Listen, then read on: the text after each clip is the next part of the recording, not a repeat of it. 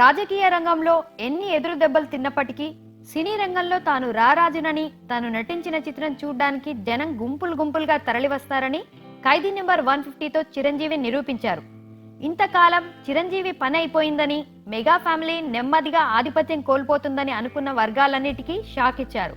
ఇదిలా ఉంటే చిరంజీవి యాబ్సెన్స్ లో మెగా ఫ్యామిలీకి సంబంధించి ఫేస్ సేవర్ పెద్ద దిక్కు అయిన పవన్ కళ్యాణ్ ప్రాబల్యం తగ్గే అవకాశాలున్నాయి. తరగని అభిమానం ఉన్నప్పటికీ పవన్ చేసే చిత్రాలు ఫ్యాన్స్ కి ఎక్కువ సార్లు రుచించవు. కెరీర్ పరంగా కేర్ తీసుకోవడం పవన్ కి ఏనాడో అబ్బలేదు. పీక్స్ లో ఉన్న టైంలో సర్దార్ గబ్బర్ సింగ్ లాంటి అనవసరపు సినిమా చేసిన పవన్ ఇప్పుడు కాటమరాయుడు అనే నాసిరకం రీమేక్ తో వస్తున్నాడు. ఈ చిత్రం పట్ల ఫ్యాన్స్ కి కూడా ఉత్సాహం లేదు. ఇది కానీ అటు ఇటు అయిందంటే పవన్ కళ్యాణ్ కి మంచిది కాదు.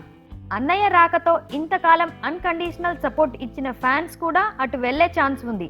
అసలే పవన్ కళ్యాణ్ అన్నయ్యకి అవసరమైన టైంలో సపోర్ట్ ఇవ్వలేదనే ఫీలింగ్ ఫ్యాన్స్ లో బలంగా ఉంది. చిరంజీవి పుంజుకున్న టైంలో పవన్ ఫ్లాప్ కాకూడదు. మరి కాటమరాయుడు పవన్ పరపతిని నిలబెడుతుందో లేక పడగొడుతుందో చూడాలిక.